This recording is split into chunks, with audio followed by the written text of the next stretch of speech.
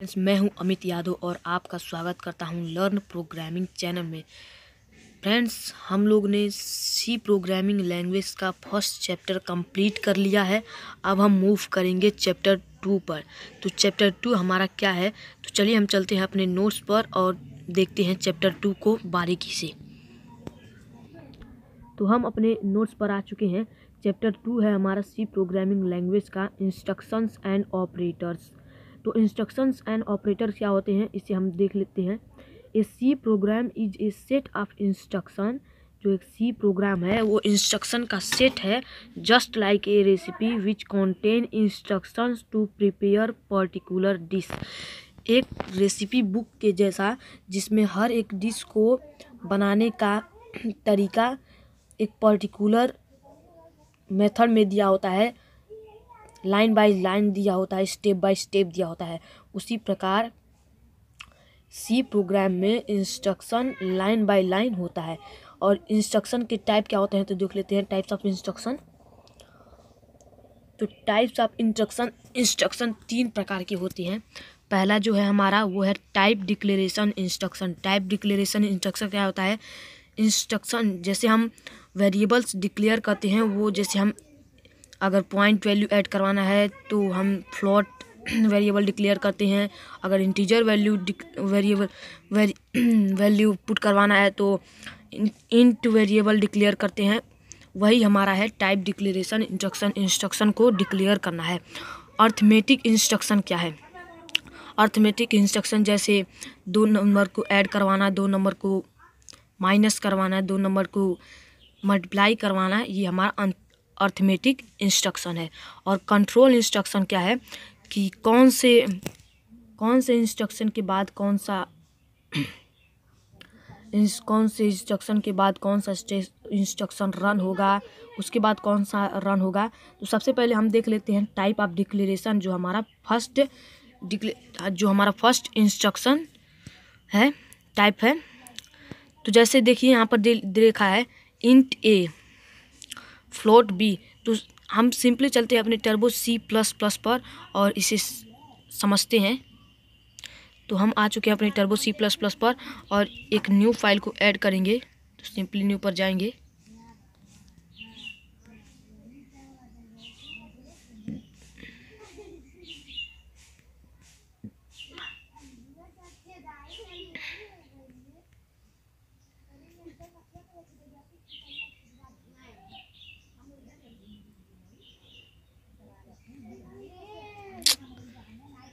देखिए थोड़ा गड़बड़ हो गया है।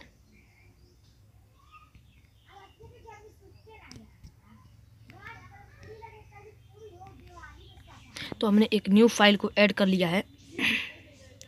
तो सबसे पहले तो हम अपने सी प्रोग्राम में, आपको कोई भी प्रोग्राम लिखने के लिए एक सिंटेक्स को यूज़ करना पड़ता है। तो सबसे पहले उन सिंटेक्स को लिख लेंगे कि आपको क्या लिखना है। तो जैसे मैं टाइप कर लेता हूँ, सबसे पहले हेडर फाइल,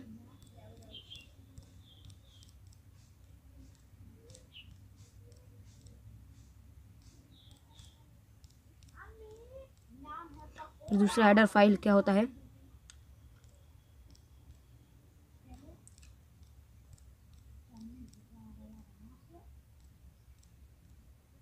conio.h।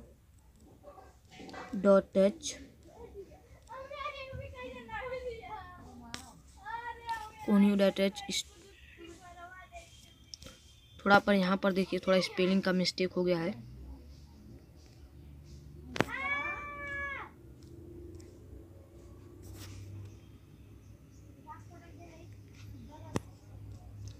अब हमारा होता है मेन मेथड,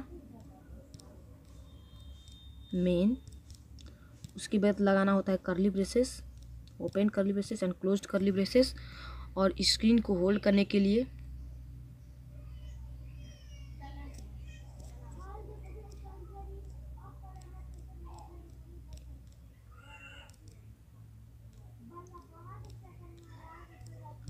अब आप जो भी प्रोग्राम लिखेंगे इसके बीच में ही लिखना, आपको यहाँ से लिखना है। तो जैसे कि मैं लिख देता हूँ, जैसे मैं कि एक इंस्ट्रक्शन डिक्लेयर कर लेता हूँ, जैसे एक वेरिएबल डिक्लेयर कर लेता हूँ। जैसे मैं ले लेता हूँ इंट ए ले लेता हूँ। तो ये हमने एक डिक्लेयर कर लिया, एक इंस्ट्रक्शन को डिक्लेयर कर लिया। जैसे मैं कमेंट में लिख देता हूँ,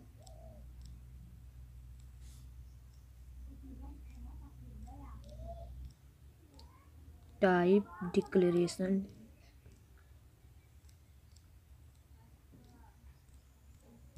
डिक्लेरेशन इंस्ट्रक्शन।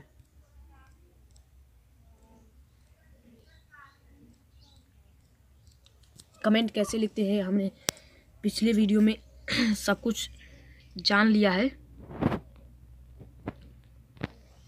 तो देखिए हमने जो इंट ए है इसे एक इंस्ट्रक्शन डिक्लेयर कर लिया, तो ये तो हमारा प्रोग्राम सही है। और अगर मान लो मैं जैसे टाइप करता हूँ, मैं एक और डिक्लेयर कर लेता हूँ, जैसे मैं कुछ और डिक्लेयर कर लेता हूँ। देखिए थोड़ा ये गड़बड़ हो गया। मैं डिक्लेयर कर लेता हूँ, जैसे मैं ले लेता हूँ इंट, जैसे मैं ले लेता हूँ इंट ए इक्वल टू 4 कर लेता हूँ, कॉमा एक बी ले लेता हूँ, एक बी को ले लेता हूँ और एक सी भी ले लेता हूँ। तो हमने ये डिक्लेयर कर लिया, इंस्ट्रक्शन डिक्लेयर कर लिया। अब जैसे हम इसे रन करवा के देखेंगे, देखिए एरर बता रहा है, देख लेते कहाँ है। देखिए मल्टीपल डिक्लेरेशन, यहाँ पर देखिए ये बोल रहा है आपने मल्टीपल डिक्लेरेशन किया, यहाँ पर भी ए और यहाँ पर भी ए। तो यहाँ पर जैसे मैं सबसे पहले इसे कमेंट आउट कर लेता हूँ। तो कमेंट आउट करने के लिए फिर से मैं इसे कमेंट आउट कर लेता हूँ। अभी ये हमारा कमांड स्टेटमेंट रन नहीं होगा, अब सिंपली रन करवाता हूँ।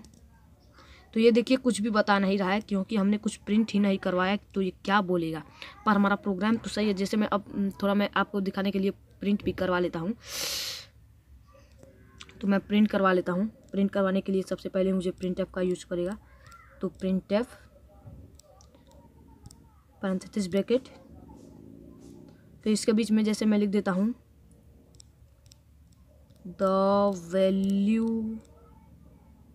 the value of a is %d। मैंने टाइप कर लिया है the value of a is %d। और यहाँ पर ब्लैक सेशन भी लगा देता हूँ, ब्लैक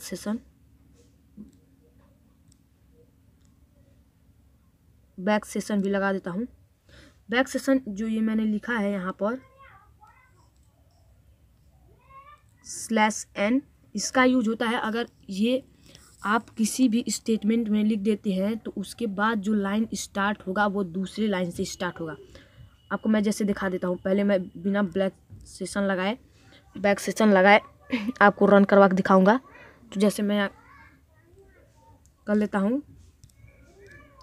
कॉमा 8 टाइप कर लेता हूँ, उसके बाद पैरेंथेसिस ब्रैकेट और इसे लगा लेता हूँ। अब मैं जैसे आपको प्रोग्राम को रन करके दिखाता हूँ। तो देखिए बता रहा है दी वैल्यू ऑफ ए इज 4, इसने वैल्यू ऑफ ए को 4 प्रिंट कर दिया। अब जैसे मैं और भी कुछ प्रिंट करवा लेता हूँ, बी को भी प्रिंट करवा लेता हूँ। तो जैसे मैं सबसे पहले एक और चीज़ कर लेता हूँ। जैसे मैं यहाँ कर लेता हूँ B is equals to C is equals to A, यानी कि बी के बराबर सी है और सी के बराबर ए है। अब हम बी और सी का वैल्यू ना भी पुट करें तब भी इसका वैल्यू आ जाएगा, क्योंकि इन दोनों के बराबर ए है और ए का वैल्यू तो हमने पहले से ही डिक्लेयर किया है। तो अगर हम बी और सी का वैल्यू ना डिक्लेयर करें तब भी इसका वैल्यू 4 आ जाएगा। अब कैसे आएगा मैं आपको दिखाता हूँ। तो सिंपली मैं प्रिंट एफ का यूज़ करूँगा इसे प्रिंट करवाने के लिए। प्रिंट एफ, उसके बाद पैरेंथेसिस ब्रैकेट डबल कोड और इसके अंदर मैं टाइप कर देता हूँ जैसे द वैल्यू ऑफ, पहले मैं बी को प्रिंट करवाऊँगा, बी इज %d, जो इंटीजर वेरिएबल होता है उसके लिए %d का यूज करते हैं। उसके बाद comma B, parenthesis bracket close और सेमीकोलन से टर्मिनेट कर दिया। अब फिर से मैं सी के साथ भी वही करूँगा, print f parenthesis bracket double quote, इसके अंदर मैं भी वही लिख देता हूँ, जैसे the value of C is %d double quote comma C parenthesis bracket और सेमीकोलन से टर्मिनेट कर दिया। अब इसको मैं अगर रन करवा के देखता हूँ तो ये देखिए, the value of A is 4, the value of A is 4, the value of B is 4, the value of C is 4। देखिए इतना बार लिख रहा है क्योंकि हमने ना ही पुराने रिजल्ट को क्लियर करने का कमांड यूज किया है और ना ही बैक सेशन। अब देखिए ये सबको एक ही लाइन में कर दिया है। और देखिए मैं पहले सब आपको दिखा देता हूँ। पहले मैं क्लियर स्क्रीन का एक यूज कर लूँगा, पुराने रिजल्ट को क्लियर करने के लिए यूज कर लूँगा। जैसे मैं यहाँ टाइप कर लेता हूँ CLRSCR, पुराने रिजल्ट को क्लियर करने के लिए होता है ये CR पैरेंथेसिस ब्रैकेट और सेमीकोलन लगा देंगे। उसके बाद जैसे मैं यहाँ पर मैंने आपको बताया था बैक सिलेक्शन के लिए क्या होता है, सिंपली इसका यूज करते हैं और एन, इसे लगाने के बाद आपका जो भी उसके बाद वाला लाइन होगा वो दूसरी लाइन से यूज होगा। इसे हम बैक सिलेक्शन बोलते हैं /n को। यहाँ पर भी मैं वही करूँगा। देखिए यहाँ पर हमारा डबल कोड हट गया है तो यहाँ पर सिंपली हम लगा लेंगे। उसके बाद यहाँ पर भी वही करेंगे, जैसे बैक सेशन n, और यहाँ पर भी वही होगा बैक सेशन n। अब देखिए, अब मैं इसे रन करवाता हूँ तो ये देखिए, द बोला है the value of A is 4, the value of B is 4, the value of C is 4। इसमें ना अब देखिए तीनों के तीनों तीन लाइन में है। और यहाँ पर देखिए हमने तो केवल ए इक्वल टू 4 लिखा था, पर ये तो बी को भी 4 बता रहा है, सी को भी 4 बताया। इसका रीजन क्या है, यहाँ पर देखिए हमने लिखा है B equal to C equal to A, मतलब कि बी के इक्वल सी है और सी के इक्वल ए है। और यहाँ पर ए इक्वल टू हमने 4 लिखा है, तो इसलिए इन सब के इक्वल टू है 4। अगर आई होप आपको बात समझ में आ गई होगी। और यही बात नोट्स में भी है, आपको दिखा देता हूँ। यहाँ पर देखिए पहले तो हमने डिक्लेयर कर लिया एक किसी ना किसी को, और देखिए यहाँ पर int A equal to B equal to C equal to, और इनके बराबर ए होगा। और यहाँ पर देखिए एक बात और है,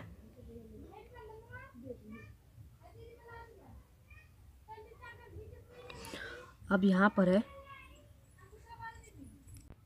यहाँ पर देखिए दिया है float B equal to a+3 और फ्लोट a इक्वल टू 1.1।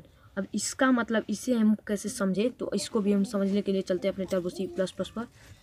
और सिंपली मैं एक और न्यू ओपन कर लेता हूँ। पहले इसे सेव करूँगा। इसे सेव करने के बाद ओके करने के बाद, और यहाँ पर जैसे मैं इन सबको पहले कमेंट आउट कर देता हूँ, सिंपली यहाँ तक कमेंट आउट कर देता हूँ। ये कमेंट है, तो कमेंट आउट मल्टीपल लाइन को कमेंट करने के लिए क्या यूज करते हैं, /*। उसके बाद जहाँ तक आपको कमेंट करना है, मुझे यहाँ तक सिर्फ कमेंट करना है, तो यहाँ तक मैं कमेंट आउट कर देता हूँ, *, इसका यूज करेंगे। अब देखिए यहाँ तक हमारा कमेंट हो गया, अभी हम कमेंट आउट हो गया। अब ये हमारा रन नहीं होगा। मैंने इसको इसलिए किया है कि इतना दूर आपको मुझे बार बार लिखना ना पड़े। अब सिंपली मैं आपको समझा देता हूँ तो उसको कैसे करेंगे। तो सबसे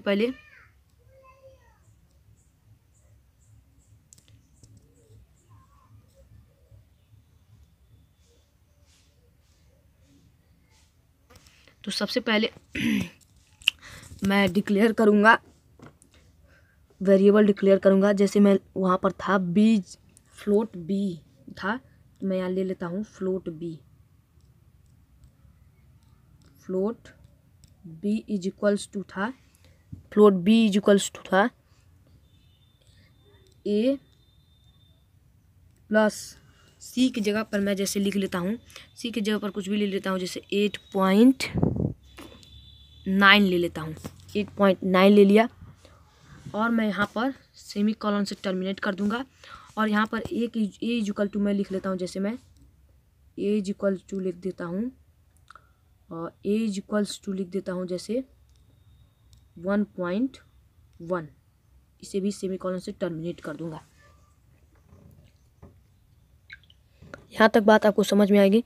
अब इसे प्रिंट करवाएंगे हम, तो प्रिंट करवाएंगे, तो प्रिंट करवाने के लिए प्रिंट एफ का यूज करेंगे। तो यहाँ सिंपली हम यहाँ पर इंटर दबाएंगे और प्रिंट एफ का यूज करेंगे।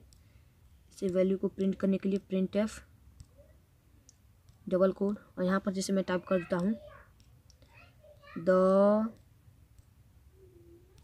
वैल्यू ऑफ बी, क्योंकि बी हमने बी इक्वल टू लिखा है, बी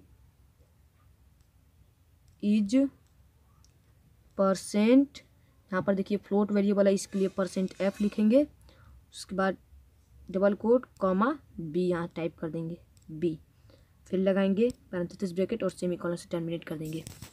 अब इसे हम रन करवा के देखेंगे।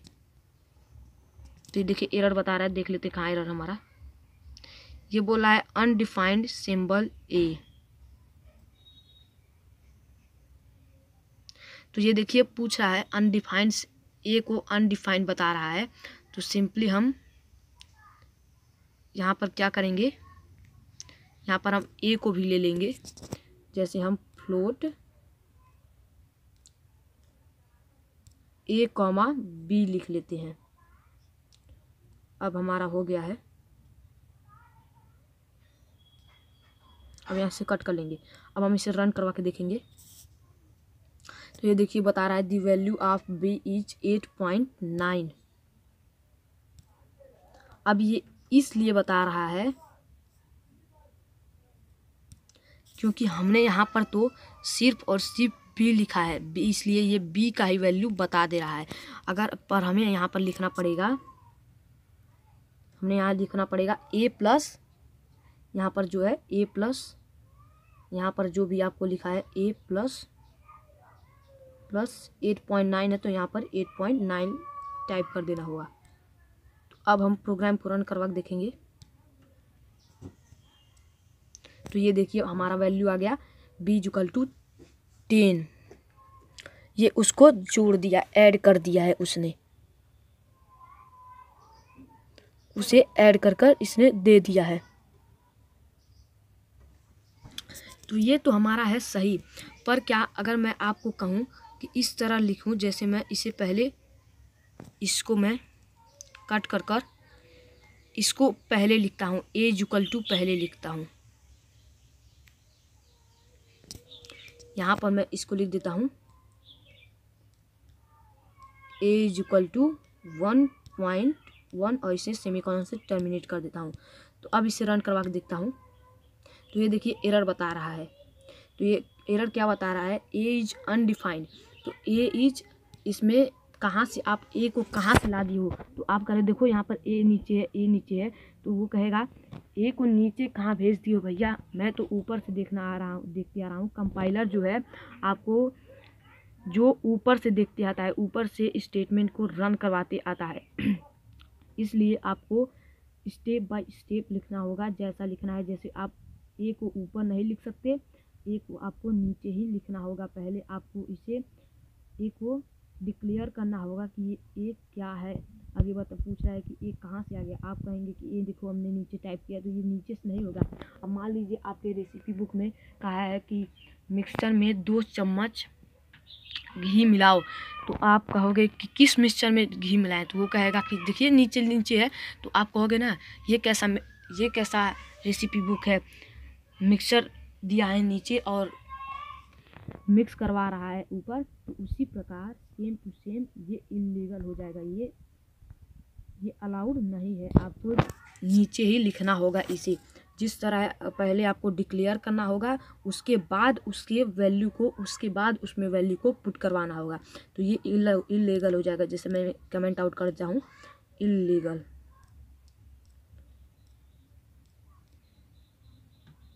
ये इलीगल हो जाएगा।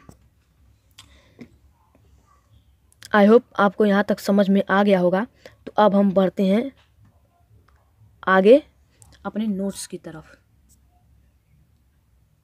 तो हम आ चुके हैं अपने नोट्स की तरफ। अब हमारा जो है टाइप ऑफ डिक्लेरेशन इंस्ट्रक्शन पूरा हो चुका है। अब हमारा आएगा, अब हम आ चुके हैं अर्थमेटिक इंस्ट्रक्शन। यहाँ पर देख लीजिए दूसरा नंबर अर्थमेटिक इंस्ट्रक्शंस पे आ चुके हैं। तो अर्थमेटिक इंस्ट्रक्शन पे आ चुके हैं। तो अब हम इसे भी बारीकी से देखें। तो हम आ चुके हैं अर्थमेटिक इंस्ट्रक्शन पर। तो सबसे पहले हम अपने टर्बो सी में जाएंगे और इसे देखेंगे कि पहले हम एक प्रोग्राम बनाएंगे जिसकी मदद से ये जो इसमें है इसमें हम समझेंगे। तो अभी के लिए आप इस पर ध्यान ना दीजिए, जो मैं प्रोग्राम बनाता हूँ उस पर ध्यान दीजिए, तब आपको समझ में आएगा। तो चलते हैं टर्बो C++ पर। तो हम आ चुके हैं अपने टर्बो C++ पर। अब एक न्यू फाइल को ऐड करेंगे। तो सिंपली हम ओपन पर क्लिक करते हैं और न्यू फाइल यहाँ से ओपन कर लेंगे। फिर ओपन पर क्लिक करेंगे। देखिए अभी ये न्यू फाइल आ रहा है। फिर से हम न्यू पर क्लिक करेंगे, फिर से एक बार हम न्यू पर क्लिक करेंगे और फिर हम एक न्यू पर क्लिक करेंगे। ये फाइल इसलिए दिखा रहा है कि ये सब फाइल मैंने सेव की है, इसलिए यहाँ पर दिखाई दे रहा है। अब देखिए हमारा न्यू फाइल ऐड हो चुका है। अब इसे हम सिंपली जूम करेंगे। तो सबसे पहले सी प्रोग्रामिंग लैंग्वेज में सिंटैक्स को लिखना होता है, रूल लिखना होता है। आपको उतना तो लिखना ज़रूरी है। तो उस सिंटैक्स में सबसे पहले होता है हमारा हेडर फाइल। तो सिंपली हम हेडर फाइल को ऐड कर लेते हैं।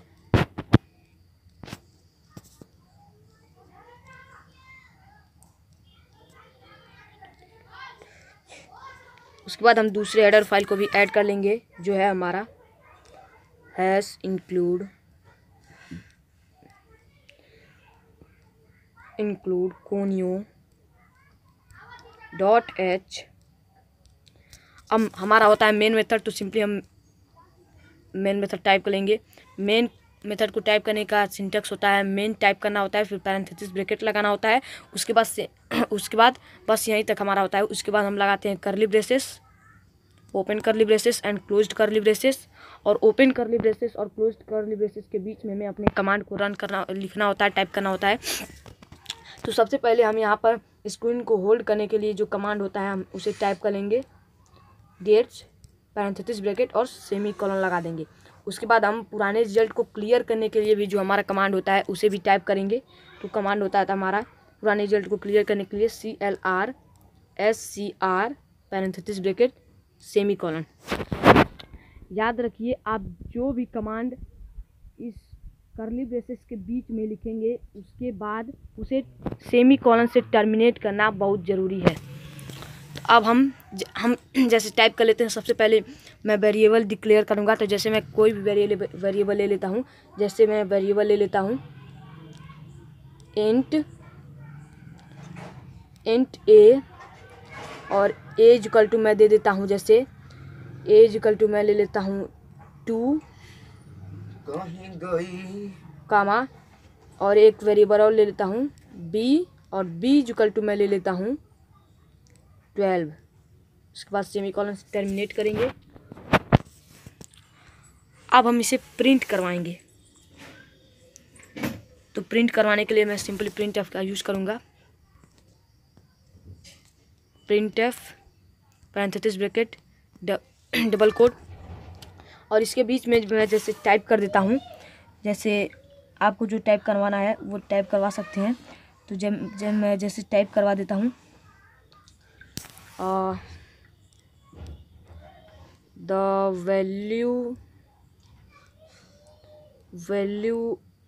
ऑफ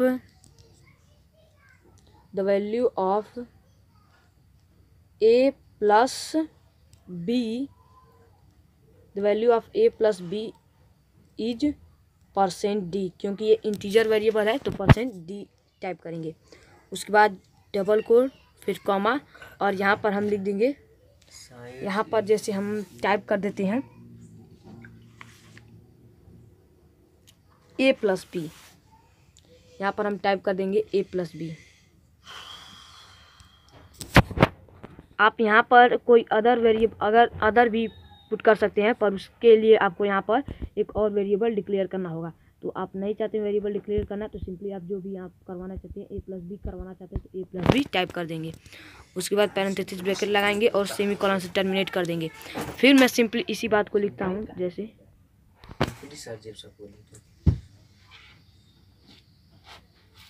इसे कॉपी कर लिया। कॉपी करने के लिए एडिट पे जाएंगे, सेलेक्ट कर और कॉपी पर क्लिक करेंगे।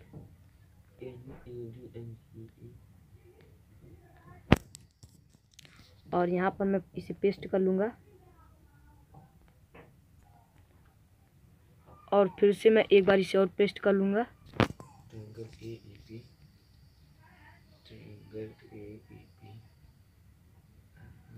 एडिट पर जाकर इसे फिर से पेस्ट करूँगा और फिर से एक बार पेस्ट करूँगा। तो आप लोग ये सोच रहे होंगे कि ये क्या बार बार पेस्ट करता जा रहा है, ये टाइप करता जा रहा है। देखिए थोड़ा गड़बड़ हो गया, इसे कट करना पड़ेगा, तो मैं इसे कट कर लेता हूँ।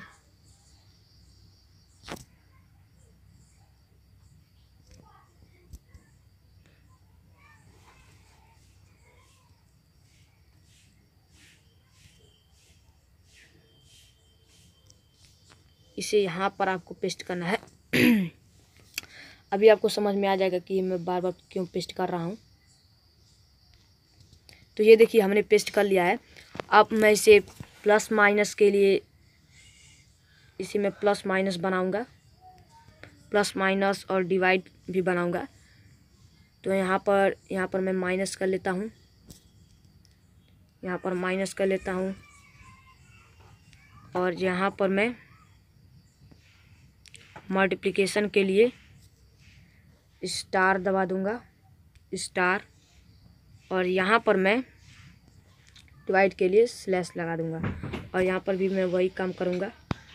यहाँ पर डिवाइड का है तो डिवाइड, मल्टीप्लिकेशन का है तो स्टार, माइनस का है तो माइनस। अब मैं इसे रन करवाता हूँ। देखिए ये थोड़ा गड़बड़ हो गया है।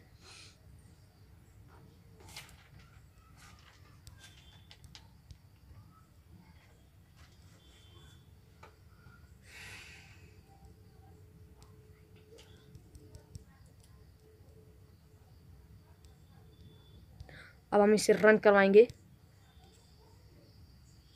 तो ये देख लीजिए बता रहा है the value of A plus B is 14, the value of A minus B is -10, the value of A into B is 24, the value of A divide by B is 0। तो यहाँ पर एक लाइन में ये लिखा है, इसलिए हम बैक सेशन का पहले यूज करेंगे, बैक स्लेशन का यूज करेंगे ताकि ये हमारा अच्छे से हमें शो हो। तो बैक स्लेशन के लिए दूसरी लाइन में स्टार्ट करने के लिए उसे हम /n का यूज करते हैं, जो हमारा इसे कहते हैं बैक स्लेशन। हर लाइन में इसका यूज करेंगे। इसे लिखने के बाद आपका इसके बाद जो भी आप लाइन टाइप करेंगे वो एक नई लाइन से टाइप होगा।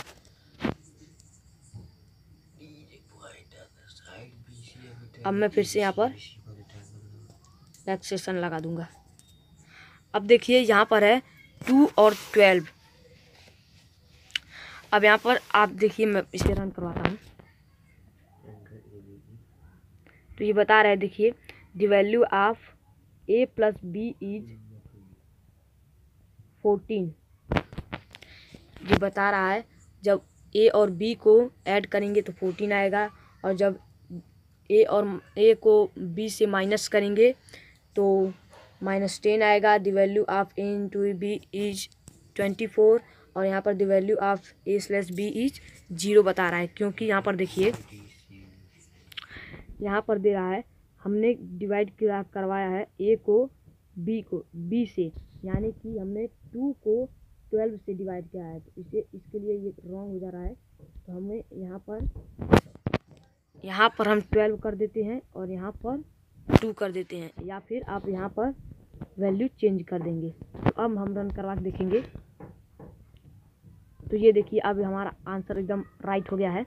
The value of a plus B is 14, the value of a minus B is 10, the value of a into B is 24, the value of a divided by b is 6। तो अब मैंने इतना तो किया, अब इसका मतलब क्या है? तो यहाँ पर देखिए, यहाँ पर पहले कंडीशन में ए और बी का ऐड हो रहा है, यहाँ पर यानी कि 12 और 2 का ऐड हो रहा है। इसमें जो 12 है और 2 है ये है ऑपरेंड्स, और जो प्लस इनके बीच में है वो है ऑपरेटर। जो 12 और 2 है उसे हम ऑपरेंड्स कहते हैं। यहाँ पर आप देख सकते हैं, यहाँ पर देखिए मैंने 3 इंटू 2 किया है, और तो ये है 3 और 2 और 1 है ऑपरेंड्स, और जो ये इस जो सिंबल है, जो ऑपरेटर है, जो ऑपरेशंस है, इन्हें हम ऑपरेटर कहते हैं। तो इसे हम अर्थमेटिक इंस्ट्रक्शंस में हम जो हमारा वैल्यू है 3, 2, 1 इसे हम ऑपरेंड्स कहेंगे, और जो हमारा सिंबल है उसे हम ऑपरेटर कहेंगे। तो ये तो अब मुझे लगता है आपको क्लियर हो गया होगा। अब आते हैं, देखिए यहाँ पर है operands can be int, float, etc. जो ऑपरेंड्स हैं वो इंटीजर वैल्यू भी हो सकते हैं, फ्लोट वैल्यू भी हो सकते हैं, और यहाँ तक कि कैरेक्टर वैल्यू भी हो सकते हैं। पर अभी के लिए आप मान लीजिए कि इंटीजर वैल्यू हो सकते हैं और फ्लोट वैल्यू हो सकते हैं, पॉइंट वैल्यू हो सकते हैं। और मोस्ट ऑफ द यूज में आने वाले अर्थमेटिक ऑपरेटर्स जो हैं वो प्लस, माइनस, मल्टीप्लिकेशन और डिवीजन है। ये अर्थमेटिक मोस्ट यूज में आने वाले हैं। जैसे यहाँ पर देख सकते हैं, int b equal to 2, c equal to 3, int z equal to b into c is illegal, और ये इतना इलीगल। अब इसका मतलब क्या है तो हम इसे समझते हैं। तो हम चलते हैं अपने टर्बो C++ पर। हम आ चुके हैं अपने टर्बो C++ पर। तो इसको मैं पहले इसे कमेंट आउट कर देता हूँ। तो कमेंट आउट करने, मल्टीपल लाइन को कमेंट आउट करने के लिए तो मैं यहाँ से /, फिर जहाँ तक आपको कमेंट करना है, कमेंट आउट करना है, वहाँ पर जाकर इसे टाइप कर दीजिए //।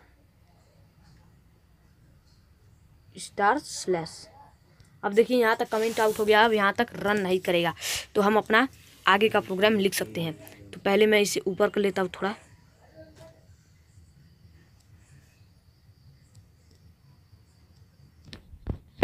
अब हम टाइप करेंगे। तो जैसे सबसे पहले मैं ले लेता हूँ इंट, एक वेरिएबल डिक्लेयर कर लिया मैंने, int z is equal to, मैंने z इज इक्वल टू ले लिया b इंटू a ले लिया, मैंने b इंटू a ले लिया।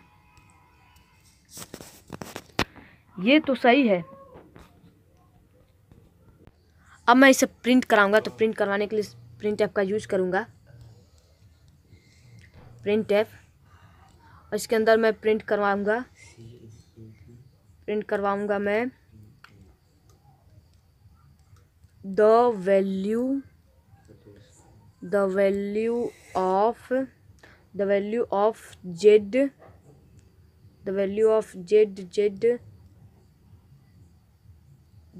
इज %d, क्योंकि ये इंटीजर वेरिएबल है तो %d। उसके बाद इसका यूज, फिर कॉमा, और यहाँ पर z मैं टाइप कर दूंगा z। उसके बाद पैरेंथेसिस ब्रैकेट और सेमीकोलन से टर्मिनेट कर दूंगा। अब अगर मैं इसे रन करवाता हूँ तो ये देखिए एरर बता रहा है। मैं देख लेता हूँ कहाँ पर एरर है। ये देखिए बोल रहा है अनडिफाइंड सिंबल। तो ये जो हमारा a और b है ये अनडिफाइंड है। ये कहाँ से आया इसे पता नहीं। तो मैं एक इसे यहाँ पर इसे भी टाइप कर लूँगा, इसे भी ले लेता हूँ, जैसे कॉमा b कॉमा a। अब हमारा अनडिफाइंड नहीं करेगा। अब हम रन करवाते हैं। देखिए एरर बता रहा है, देख लेते कहाँ है। ये बता रहा है अनडिफाइंड सिंबल बी। तो ये देखिए ये वही वाला बात हो गया। सबसे पहले आपको बी को सबसे पहले डिक्लेयर करना होगा, उसके बाद आपको इसे जेड को करना होगा, क्योंकि इसमें बी और ए है इसलिए आपको सबसे पहले बी को डिक्लेयर करना है, क्योंकि ये लाइन बाय लाइन चेक करता आएगा। तो सबसे पहले हम यहाँ से इसे कट करेंगे, यहाँ से इसको कट कर लेंगे और यहाँ पर लाकर पेस्ट कर देंगे यहाँ पर जैसे बी कॉमा ए, फिर से कॉमा, थोड़ा ये गड़बड़ हो गया है, यहाँ पर कॉमा। अब इसे कट कर लेता। अब मैं इसे रन कराऊंगा तो ये देखिए बोल रहा है the value of A is 19701, क्योंकि हमने बी के बराबर कुछ भी वैल्यू नहीं हमने बताया है, इसलिए ये जो भी इसे मिला वो इसने प्रिंट कर दिया। इसलिए सबसे पहले आपको वैल्यू ऐड करना है, यहाँ वैल्यू ऐड कर देंगे b इज इक्वल टू 2 और a इज इक्वल टू 5।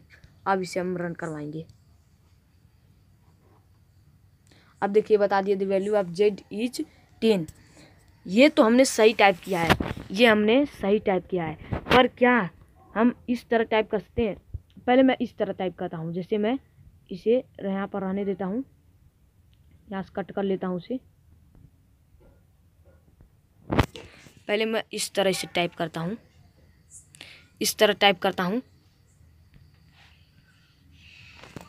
यहाँ पर z इज इक्वल टू लिख देता हूँ, z इज इक्वल टू मैं यहाँ पर b इंटू ए कर देता हूँ, तभी ये हमारा प्रोग्राम सही है, तभी ये हमारा वही रिजल्ट शो करेगा। देखिए मैं दिखाता हूँ, देखिए तभी ये हमारा रिजल्ट वही बता रहा है। पर क्या हम इसको इस तरह टाइप कर सकते हैं? जैसे मैं आपको दिखाता हूँ, यहाँ मैं टाइप कर देता हूँ b into A is equals to Z. इस तरह टाइप कर सकते हैं, इस तरह नहीं टाइप कर सकते हैं। पर मैथमेटिक्स में तो हम कर सकते हैं a is equal to B और b is equal to A, same बात हुआ। तो लेकिन इसमें हम नहीं कर सकते हैं, क्योंकि ये लाइन बाय लाइन चेक करता आएगा। जो इक्वल टू है एक ऐसा असाइनमेंट है जो इसको जो पहले आएगा इसे हटा देगा। तो हमको अब मैं जैसे आपको रन करवा के दिखाता हूँ तो ये एरर बताएगा। देखिए एरर बता रहा है, और ये एरर क्या बताता है? लेवल रिक्वायर्ड, मतलब कि ये रॉन्ग है, आप इस तरह नहीं लिख सकते हैं, ये इलीगल है। क्योंकि ये आपको सबसे पहले जेड को लिखना होगा, फिर आपको जो मल्टीप्लिकेशन और इसका यूज है इसे लिखना होगा। ये इलीगल है। मैं आपको दिखाता हूँ, जैसे मैं पहले इसे कमेंट आउट कर देता हूँ,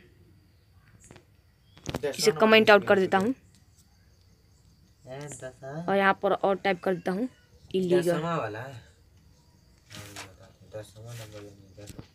इलीगल। और लीगल क्या है मैं बताता हूँ। 10वां वाला लीगल है, का मत प्रूव करे बस जेड इज इक्वल टू मीडियनवा और अपन एसी अपन एफजी ने। जो लीगल है वो है हमारा Z is equal to B into A है। अब मैं इसे रन करवा के दिखाता हूँ, तो आपको दिखाता हूँ, रन करवाते हैं। तो ये देखिए the value of A is put करवा दिया। मतलब कि आप जिस चीज़ को आप रूल बाय रूल लिख सकते, आप इस तरह नहीं लिख सकते हैं। तो आई होप आपको ये बात समझ में आ गया होगा। तो अब हम बढ़ते हैं अपने नोट्स की तरफ आगे बढ़ने के लिए। तो उसके बाद देखिए हमारा है, आपको यहाँ तक तो समझ में आ गया होगा, यही बात वहाँ पर भी है। देखिए ये बात मैंने आपको बताया। यहाँ पर देखिए उसके बाद जो ऑपरेटर होता है अर्थमेटिक में जिसका बहुत यूज होता है वो है मॉड्यूलर डिवीजन ऑपरेटर। अब इसे समझते हैं ये क्या होता है। तो मैं चलता हूँ टर्बो C++ पर और एक न्यू फाइल को ऐड करूँगा। पहले इसे सेव करता हूँ। ओके पर आप जो भी फाइल सेव करेंगे वो स्टार्टिंग में जब आप न्यू पर क्लिक करते जाएंगे तो आपको वो शो होते जाएगा। देखिए मेरा शो होते जा रहा है, मैं जब इतना भी फाइल को ऐड करना हो। अब देखिए, तो सबसे पहले मैं हेडर फाइल को ऐड कर लेता हूँ।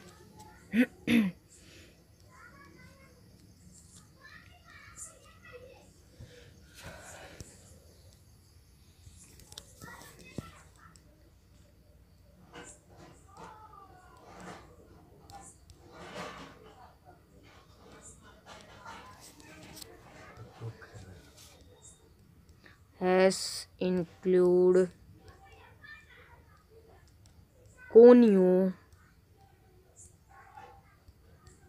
conio dot H. उसके बाद हमारा होता है मेन मेथड, उसके बाद पैरेंथेसिस ब्रैकेट, फिर curly braces, open curly braces and closed curly braces. Then screen को होल्ड करने के लिए हम जो कमांड का यूज करते हैं, स्क्रीन को होल्ड करने के लिए GETCH। अगर आप GETCH ये जो कमांड है, अगर आप इसका यूज नहीं करेंगे तो आपका प्रोग्राम तो कंपाइल बताएगा पर रन नहीं होगा, स्क्रीन होल्ड नहीं होगा, वो सीधे कट जाएगा। और पुराने जेल को क्लियर करने के लिए हम जो कमांड का यूज करते हैं वो है CLR SCR parenthesis bracket semicolon. अब देखिए, अगर आपको कोई कहे कि आप रिमाइंडर, अगर मान लीजिए अगर 2 नंबर को डिवाइड कर रहे हैं तो उसमें रिमाइंडर कितना बचता है, इसे आपको कोई कहे कि आप ये पता करके बताओ, तो इसे कैसे करेंगे? तो इसे करने के लिए सबसे पहले हम वेरिएबल को ऐड करेंगे। जैसे मैं ले लेता हूँ इंट 2 वेरिएबल लेते हैं, इंट ए लेते हैं और a इज इक्वल टू ले लेते हैं 12 और एक और वेरिएबल लेते हैं b और b इज इक्वल टू हम ले लेते हैं, ऐसा लें जिसमें रिमाइंडर बचे। जैसे हम ले लेते हैं 5 ले लेते हैं, उसके बाद सेमीकोलन से टर्मिनेट कर देंगे। अब हम इसे प्रिंट करवाएंगे। प्रिंट करवाने के लिए प्रिंटफ का यूज करेंगे, प्रिंटफ और प्रिंटफ में पैरेंथेसिस ब्रैकेट, फिर डबल कोड। और जैसे मैं इसमें टाइप कर देता हूँ, जैसे मैं टाइप कर देता हूँ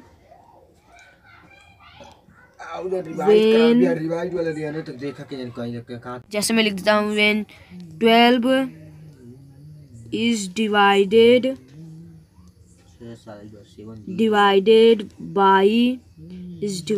by 5 leaves remainder REMAINDER leaves remainder